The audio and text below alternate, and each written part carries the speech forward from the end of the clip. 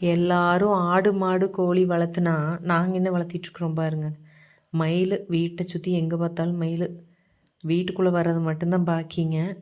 பகலுக்கெல்லாம் இந்த மாதிரி பண்ணிவிட்டு நைட்டுக்கு வந்து மேலே வாட்டர் டேங்க் இருக்குது இல்லைங்க, அதுக்கு கீழே போய் படுத்துக்கிறது.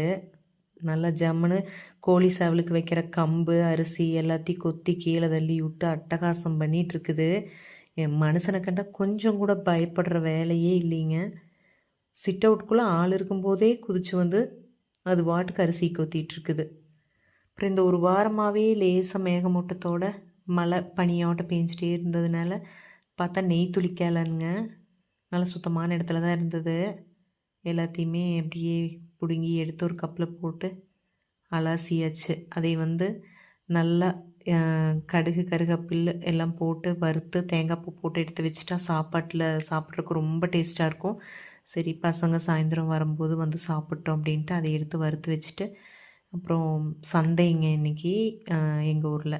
சரி போய் காய்கள்லாம் இந்த வாரத்துக்கு தேவையான காய் எல்லாமே வாங்கிட்டு வந்துடலாம் அப்படின்ட்டு கிளம்பிட்டேன். குட்டி பையனையும் அங்கேயே அப்படியே வேன்லேருந்து இறக்கிட்டேன். பெரியவனை மச்சான் கூட்டிகிட்டு வந்துடுவார்.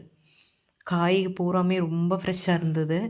ஸ்டார்டிங்லேயே போயிட்டோம்னா நல்ல காய்களாக பார்த்து எடுத்துக்கலாம். கடைசியாக போனோம்னா கழிச்சுட்ட காய்க்கு தான் இருக்கும். தக்காளி எல்லாமே ஃப்ரெஷ்ஷாக இருந்துச்சுங்க. எல்லாம் வாங்கிட்டு வந்து உள்ளே ஸ்டோர் பண்ணுறக்குள்ளேயே சிலிண்டர் வண்டி வந்தாச்சு. நல்ல வேலை. உருட்டிட்டு போய் தான் இடஞ்சேத்துனேன். எடுத்து வைக்கிறதுக்கெல்லாம் கையில் ஆகாது. ஸ்கூல்லேருந்து வந்ததும் வராததுமா எலி வங்கு பறிச்சிருக்குதுமா, நான் அதுக்குள்ளே புகையை போட்டு எலி மேலே கொண்டு வரேன் அப்படின்னு சொல்லி தீப்பற்றி என்னமோ விளையாடிட்டு இருந்தான். மச்சான் பார்த்து சத்தம் போட்டோடனே அப்பத்தா வீட்டுக்கு கிளம்பியாச்சு.